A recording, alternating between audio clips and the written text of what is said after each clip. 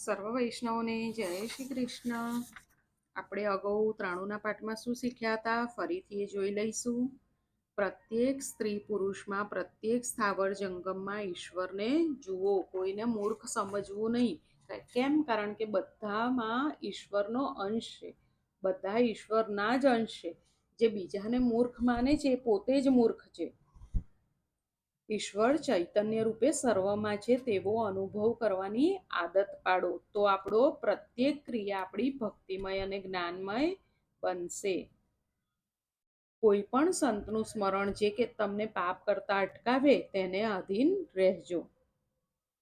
મંત્ર, ગુરુ, માળા અને મૂર્તિ બદલવા જોઈએ નહીં.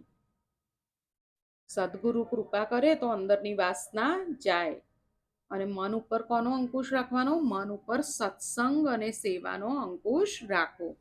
ઈશ્વરના કોઈ પણ સ્વરૂપમાં જ્યાં સુધી મનુષ્ય આસક્ત થશે નહીં ત્યાં સુધી ભક્તિ થશે નહીં.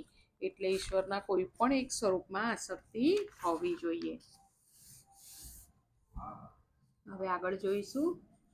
સચ્ચિદાનંદ રૂપાય વિશ્વોત્પત્યાદિહેતવે તાપત્રય વિનાશાય શ્રીકૃષ્ણાય વયમ નમઃ.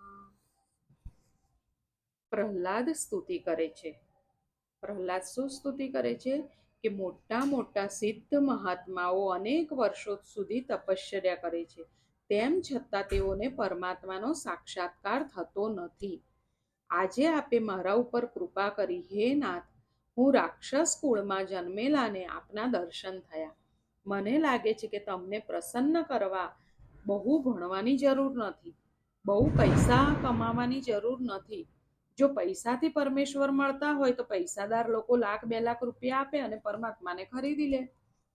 બહુ ભણવાથી, બહુ જ્ઞાનથી ભગવાન મળતા નથી. જેનામાં બહુ જ્ઞાન હોય છે તેને બીજાને છેતરતા કે કપટ કરતા બીક લાગતી નથી. પરમાત્માને પ્રસન્ન કરવા માટે બહુ સંપત્તિની કે બહુ ભણતરની કે ઉચ્ચ કુળમાં જન્મ થવો જોઈએ એ પણ જરૂરનું નથી. કેવળ બ્રાહ્મણોને પરમેશ્વર મળે તેવું પણ નથી. પરમાત્માને પ્રસન્ન કરવા માટે હૃદયના શુદ્ધ પ્રેમની જરૂર છે. પરમાત્માને પ્રસન્ન કરવા શેની જરૂર છે? હૃદયના શુદ્ધ પ્રેમની જરૂર છે. ખૂબ કમાવો અને ભગવત સેવામાં વાપરો એ ઉત્તમ છે, પણ એક આસને બેસી પરમાત્માનું ધ્યાન કરો એ અતિ ઉત્તમ છે. શું કીધું? ખૂબ કમાવો અને ભગવત સેવામાં વાપરો તે ઉત્તમ છે, પણ એક આસને બેસીને પરમાત્માનું ધ્યાન કરો એ અતિ ઉત્તમ છે. બહુ સંપત્તિથી પરમાત્મા મળતા નથી. અનેક વાર પૈસો ભગવત સેવામાં, ભગવત ભજનમાં વિઘ્ન કરે છે. બહુ જ્ઞાન થાય તો એ તર્ક અને કુતર્કમાં પડે છે. જેને બહુ જ્ઞાન હોય, કોઈ કે આમ તો કે ના આમ નહીં, આમ આમ, એટલે એને બહુ જ્ઞાન હોય એટલે એનું શબ્દ પણ એની પાસે વધારે હોય, એટલે તર્ક અને કુતર્કમાં વધારે પડે. તે પછી ભગવાનની સેવા સ્મરણ બરાબર કરી શકતો નથી. જે બહુ જ્ઞાની થાય છે તે આરંભમાં કુતર્કો કરે છે. આરંભમાં શ્રદ્ધા રાખી સેવા સ્મરણ કર્યા વગર ચાલતું નથી. બહુ ભણેલા કુતર્કો કરે છે, કહે છે કે પહેલા ચમત્કાર બતાડો પછી તમારા ઠાકોરજીને નમસ્કાર કરું. વેશ્યા પ્રથમ ચમત્કાર બતાવે છે અને તે બીજાને ખુશ કરવા માટે. વેશ્યાને બીજાની જરૂર છે, ઈશ્વરને કોઈની જરૂર નથી. તમને ઈશ્વરની જરૂર હોય તો ખૂબ શ્રદ્ધાથી સેવા સ્મરણ કરો, પછી ચમત્કાર બતાડશે. ઈશ્વરના સેવા સ્મરણ કરો પછી જુઓ કે કેવું પરિવર્તન થાય છે. તે પ્રમાણે જાદુગરને પૈસાની જરૂર છે એટલે પહેલા ચમત્કાર બતાડે છે. પહેલા ચમત્કાર ને પછી નમસ્કાર, એ વ્યવહારનો કાયદો છે. ભગવાન એવું કરતા નથી. ઈશ્વરને ત્યાં તો પહેલા નમસ્કાર અને પછી ચમત્કાર. સરળતા અને માનવતા એ જ છે કે પહેલા નમસ્કાર અને પછી ચમત્કાર. ચમત્કાર વિના નમસ્કાર એ માનવતા છે. ચમત્કાર પછી નમસ્કાર એ અભિમાન છે. જરા વિચારો, આ જગત એ ચમત્કાર છે. ફૂલમાં સુગંધ કેવી રીતે રાખી છે? એક સૂક્ષ્મ નાના બીજમાંથી આટલું મોટું ઝાડ થાય છે? કેવી રીતે થાય છે? માતાના સ્તનમાં દૂધ કોણ બનાવે છે? જગત ઈશ્વરના ચમત્કારોથી ભરેલું છે. વ્યવહારમાં પણ અંધશ્રદ્ધા રાખવી પડે છે. ડોક્ટરથી અનેક કેસ બગડી જાય છે, તેમ છતાં તે સારું કરશે એવી શ્રદ્ધા રાખવી પડે છે. ડોક્ટરને કહો કે પહેલા ચમત્કાર બતાડો, પછી અમે વિશ્વાસ કરીએ, તો એ બતાવી શકશે નહીં. ડોક્ટરમાં વિશ્વાસ ન રાખો તો ડોક્ટર દવા આપે નહીં, અને દવા પેટમાં ગયા વગર રોગ જતો નથી. તે પ્રમાણે સેવા માર્ગમાં પ્રથમ શ્રદ્ધા રાખવી પડે છે. પરમાર્થમાં શ્રદ્ધા રાખવી પડે છે. ભગવાન ક્યાં આરોગે છે? કેમ ઓછું થતું નથી? બહુ ભણેલાના હૃદયમાં આવા કુતર્કો થાય. જે બહુ ભણ્યા હોય ને, પ્રભુને ભોગ ધરાવીએ તો કેમ ઓછું તો થતું નથી? પ્રભુ ક્યાં આરોગે છે એવું કહે ને બધા. પણ ઠાકોરજી તો ભાવ જોઈને પ્રસન્ન થાય છે. ઠાકોરજીને ભોગ ધરાવો ત્યારે તેમાંથી રસ સાર ખેંચી લે છે. પરમાત્મા રસ ભોગતા છે. ખરેખર ઠાકોરજી આરોગવા લાગે તો આ કળિયુગમાં કોઈ ભોગ ધરાવે જ નહીં. હે ઈશ્વર, આપને પ્રાપ્ત કરવા બહુ જ્ઞાનની જરૂર નથી. અંતકાળમાં ઘણીવાર જ્ઞાન દગો આપે છે. જ્ઞાનને જો ભક્તિનો સાથ હોય તો ઘણું ઉત્તમ છે. શરીરને તાવ આવ્યો, તેમાં આત્માને શું એમ માને વેદાંતીઓને પણ ચાલતું નથી. વેદાંતીને પણ જો તાવ આવ્યો હોય તો દવા અને ફ્રૂટની જરૂર તો પડે જ છે. વેદાંતના સિદ્ધાંતો ખોટા નથી, પરંતુ તેનો અનુભવ ભક્તિ વિના, પ્રેમ વિના થતો નથી. પ્રેમની, ભક્તિની જ્ઞાનીને પણ જરૂર રહે છે. જ્ઞાનનો ઉપયોગ ઈશ્વરનો વ્યાપક અનુભવ કરવા માટે છે. જ્ઞાનનો ઉપયોગ ઈશ્વરનો વ્યાપક અનુભવ કરવા માટે કરવાનો છે. ઈશ્વર સર્વત્ર અને સર્વમાં રહેલા છે એમ માની કરેલો વ્યવહાર એ ભક્તિ બને છે. પ્રભુ સર્વમાં અને સર્વત્ર રહેલા છે એવું માનીએ તો એ વ્યવહાર પણ ભક્તિ બને છે. રામદાસ સ્વામીએ દાસબોધમાં કહ્યું છે કે જેને વ્યવહાર ન આવડે તેને પરમાર્થ શું આવડવાનો? જેનો વ્યવહાર અતિશય શુદ્ધ તે પરમાર્થ બરાબર કરી શકે છે. જેનો વ્યવહાર શુદ્ધ નથી તે ભક્તિ કેવી રીતે કરી શકવાનો? ધંધો કરવો એ પાપ નથી, પણ ધંધામાં ધંધો કરતી વખતે ઈશ્વરને ભૂલી જવા એ પાપ છે. સાધન ભક્તિમાં બધા સંતો પણ પોતપોતાનો ધંધો કરતા હતા. સેના નાવી હજામતનો ધંધો કરતા, ગોરા કુંભાર કુંભારકામ કરતા હતા વગેરે. ગજેન્દ્ર પશુ હતો. ગજેન્દ્ર ભણેલો ન હતો. ખબર છે ને વૈષ્ણવ, ગજેન્દ્ર હાથીનું નામ હતું. એ ગજેન્દ્ર પશુ હતો. એ ભણેલો ન હતો. કેવળ પ્રેમથી પોકારવાથી, ભક્તિથી ભગવાન તેને મળ્યા છે. ગજેન્દ્રે ક્યાં તપશ્ચર્યા કરેલી કે અષ્ટાંગ યોગની સાધના કરેલી? કેવળ ભક્તિથી જ ભગવાન ગજેન્દ્ર ઉપર પ્રસન્ન થયા હતા. ભક્તિથી ભગવાન મળે છે. ઈશ્વરમાં પ્રેમ રાખી ખૂબ સેવા સ્મરણ કરો. જો ભક્તિ ન હોય તો જ્ઞાનીના જ્ઞાન અને તપશ્ચર્યાની કિંમત નથી. બહુ જ્ઞાની હોય પણ તેને પ્રભુ પ્રત્યે પ્રેમ ના હોય તો તેનું જ્ઞાન કે તપશ્ચર્યાની કોઈ કિંમત નથી. સર્વ સાધનનું ફળ છે શ્રી કૃષ્ણ પ્રેમ. જે સાધન કરતા પ્રભુ પ્રેમ ન જાગે તો તે સાધનની કાંઈ કિંમત નથી. શું કીધું? જે સાધન કરતા પ્રભુ પ્રેમ ન જાગે તો તે સાધનની કોઈ કિંમત નથી. પ્રભુ મિલન માટે જેને આતુરતા નથી તેવા બ્રાહ્મણ કરતા પણ જે હીન જાતિનો છે, પણ જેને પ્રભુ મિલન માટે આતુરતા છે, તે બ્રાહ્મણ કરતા પણ શ્રેષ્ઠ છે. બ્રાહ્મણ હોય અને પ્રભુ મિલન માટે એટલી આસક્તિ ના હોય, અગર આ એક્ઝામ્પલ છે, અને કોઈ હીન જાતિનો હોય અને પ્રભુ માટે બહુ પ્રેમ હોય તો એ વધારે કહેવાય. પ્રભુ મિલન માટે જેને આતુરતા નથી એવા બ્રાહ્મણ કરતા હીન જાતિનો છે, પણ જેને પ્રભુ મિલન માટે આતુરતા છે તે બ્રાહ્મણ કરતા પણ શ્રેષ્ઠ કહેવાય. પરમાત્માને પ્રસન્ન કરવા બે સાધનો છે, સેવા અને સ્મરણ. 3 કલાક રોજ સેવા સ્મરણ કરો. શું કીધું? 3 કલાક રોજ સેવા સ્મરણ કરો. પ્રહલાદજી કહે છે 2 સાધનોથી ભગવાન અવશ્ય મળે છે, ભગવાનની સેવા અને સ્મરણ. બીજા કશાની જરૂર નથી. દક્ષિણા આપવાથી પુણ્ય મળશે નહીં. એ પૈસાનો સદુપયોગ છે, પણ તમારે જાતે સેવા સ્મરણ જપ તો કરવા જ પડશે. પરમાત્માને પ્રસન્ન કરવાનું સાધન પ્રેમ છે. સેવા પૂજામાં ધન મુખ્ય નથી, મન મુખ્ય છે. સ્નેહ સ્નેહ મુખ્ય છે. શ્રી ગુસાઈજી મહારાજના 252 વૈષ્ણવોની વાર્તામાં પદ્મનાભ દાસની વાર્તા આવે છે. તે ગરીબ હતા. ઠાકોરજીને ચણાના ફોતરા ધરાવે છે. ઠાકોરજીને ચણાના ફોતરામાં શ્રીખંડની સુગંધ આવે છે. ભગવાન જોતા નથી કે મને શું આપે છે, ફક્ત એટલું જ જોવે છે કે કેવા ભાવથી આપે છે. સેવા સ્મરણથી ભગવાન સેવકને આધીન બને છે. એકનાથ મહારાજ આખો દિવસ પ્રભુ સેવા, પ્રભુ ભજન કરતા. સેવાના અવિરત શ્રમથી તેઓ થાકી જતા. તેમની આવી ઉદાત્ત ભક્તિ જોઈ ઈશ્વરને પણ તેમના ઉપર દયા આવી. મારો ભક્ત મારા માટે કેટલો શ્રમ ઉઠાવે છે, બિચારો થાકી જાય છે. ચાલ હું જઈને તેના કાર્યમાં મદદ કરું, તેનો શ્રમ ઓછો કરું. ભગવાને શું કર્યું? ભગવાન બ્રાહ્મણનું રૂપ ધરીને એકનાથજીને ત્યાં આવ્યા અને કહ્યું, ભાઈ, મને તમારે ત્યાં નોકર રાખશો? એકનાથજી કહે છે, મારે નોકરની શી જરૂર છે? હું તો આખો દિવસ પ્રભુનું સેવા સ્મરણ કરું છું.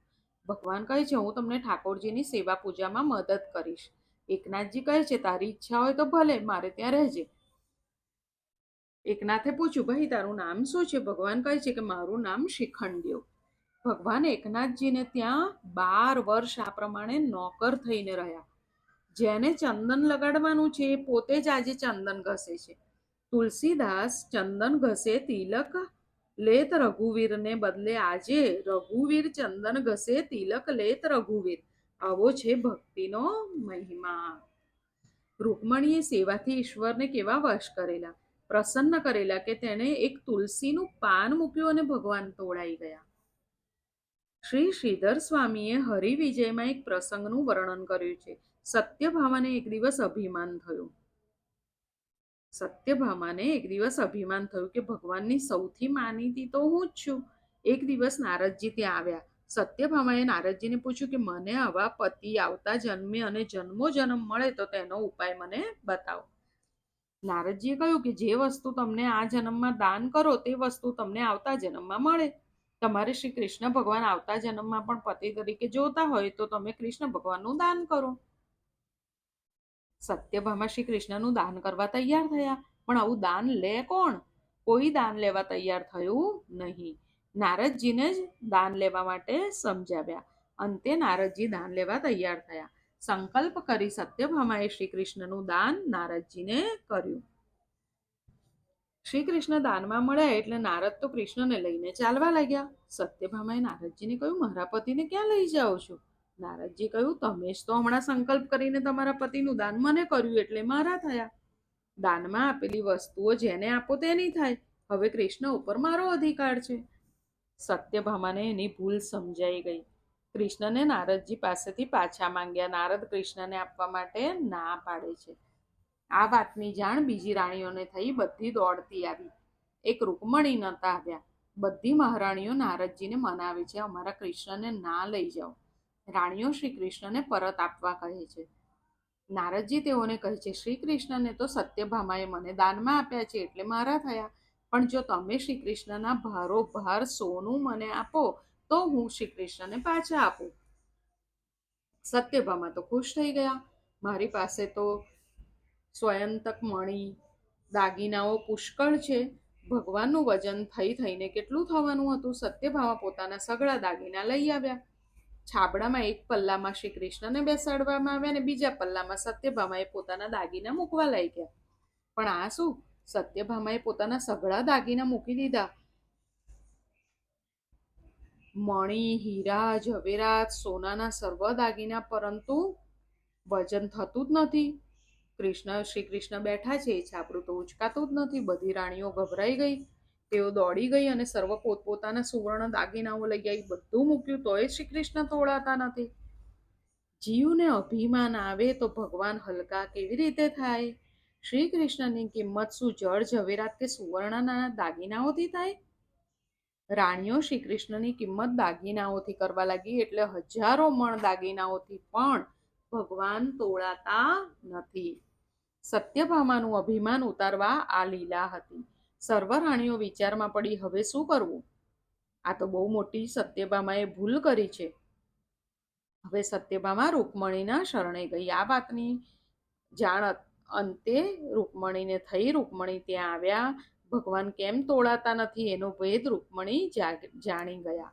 બીજી રાણીઓ કહેવા લાગી, ભગવાનને કાંઈ દાગીનાથી તોળાતા હશે. રૂકમણીએ તુલસીનું એક પાન છાબડામાં મૂક્યું અને ભગવાન તોળાઈ ગયા. તુલસીનું પાન રૂકમણીએ ભાવથી પ્રેમથી અર્પણ કર્યું એટલે ભગવાન તોળાઈ ગયા. તુલસીને પાંદડે તોળાયો મારો વહાલો રે. આ પ્રમાણે બોડાણા માટે ભગવાન સવાવાલના થયા હતા. ધન્ય ધન્ય બોડાણાની નારી સવાવાલ થયા વનમાળી. ઈશ્વરને એવી ઈચ્છા નથી કે મારી સેવા કરે.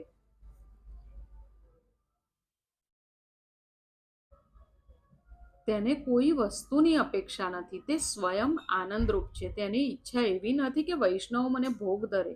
ઈશ્વરને ખાવાની ઈચ્છા નથી. ઈશ્વર નિષ્કામ છે. ભક્તોને રાજી કરવા માટે ભગવાન આરોગે છે. ભગવાન નિવેદન કર્યા વગર કંઈ ખાશો નહીં. ઈશ્વરનું ઈશ્વરને અર્પણ કરવાનું છે. પ્રેમથી અર્પણ કરશો તો ભગવાન પ્રસન્ન થશે. ઈશ્વરને અર્પણ કર્યા વગર ખાય તે ભૂખ્યો મરે છે. ઈશ્વરને અર્પણ કરશો તો અનંત ગણું બનીને ઈશ્વર પાછું આપશે. ઈશ્વર કહે છે, આ સર્વ મેં બનાવ્યું છે. તે મને અર્પણ કરે તેમાં આશ્ચર્ય નથી, પણ મને અર્પણ કર્યા વગર ખાય તો તું હરામખોર છે. પ્રભુ શું કહે છે? આ સર્વ મેં જ બનાવ્યું છે. તે મને અર્પણ કરે એમાં કંઈ આશ્ચર્ય નથી, પણ મને અર્પણ તો કર. ભગવાન ફક્ત તમારો ભાવ જુએ છે. ભગવાનના ઘરે ક્યાં ખોટ છે? ભગવાનને આપેલું જ તેને આપવાનું છે ને.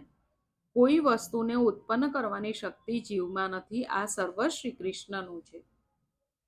દીવો કરવાથી કે આરતી કરવાથી ભગવાનના ઘરે અજવાળું થવાનું નથી. તેથી પ્રકાશ તમારા હૃદયમાં થશે. ઈશ્વરનું અંગ તો સ્વયં જ પ્રકાશમય છે. સેવા કરવાથી સેવકને સુખ થાય છે. તેથી ભગવાનને સુખ શું મળવાનું હતું? તે તો પરમાનંદ છે, પરમાનંદ સ્વરૂપ છે. જીવને આપનાર ઈશ્વર છે, પરંતુ મનુષ્ય નિવેદન કરે એટલે ભગવાન પ્રસન્ન થાય છે. આજે અહીંયા સુધી રાખીએ. આજે આપણે શું શીખ્યા એ આપણે જોઈ લઈશું. આજે આપણે શીખ્યા કે બહુ સંપત્તિની, બહુ ભણતરની કે ઉચ્ચ કુળમાં જન્મ થવો એ પણ જરૂરી નથી. કેવળ બ્રાહ્મણોને પરમેશ્વર મળે તેવું પણ નથી. પરમાત્માને પ્રસન્ન કરવા માટે હૃદયના શુદ્ધ પ્રેમની જરૂર છે. ખૂબ કમાવો અને ભગવત સેવામાં વાપરો એ ઉત્તમ છે, પણ એક આસને બેસીને પરમાત્માનું ધ્યાન કરો એ અતિ ઉત્તમ છે. ઈશ્વરને ત્યાં પહેલા નમસ્કાર, પછી જ ચમત્કાર જોવા મળે છે. ઈશ્વરમાં પ્રેમ રાખી ખૂબ સેવા સ્મરણ કરો. જો ભક્તિ ન હોય તો જ્ઞાનીના જ્ઞાન અને તપશ્ચર્યાની કિંમત નથી. બહુ જ્ઞાની હોય પણ પ્રભુ પ્રત્યે પ્રેમ ના હોય તો જ્ઞાન અને તપશ્ચર્યાની કિંમત નથી. સર્વ સાધનનું ફળ છે શ્રી કૃષ્ણ પ્રેમ. જે સાધન કરતા પ્રભુ પ્રત્યે પ્રેમ ન જાગે તો તે સાધનની કાંઈ કિંમત નથી.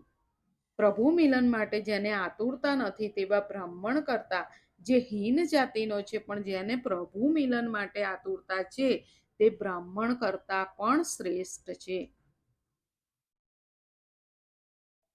પરમાત્માને પ્રસન્ન કરવા બે સાધનો છે, સેવા અને સ્મરણ. સેવા અને સ્મરણ. આપણે જપ કરવાનું કહીએ છીએ ને, કંઈ પણ કામ કરતા પ્રભુનું જપ કરો એટલે આપણે સ્મરણ કરીએ છીએ પ્રભુનું, અને સેવા તો કરવાની જ છે. તો રોજ 3 કલાક સેવા સ્મરણ કરો. આજે અહીંયા સુધી રાખીએ. ફરી જલ્દી મળીએ. સર્વને જય શ્રી કૃષ્ણ.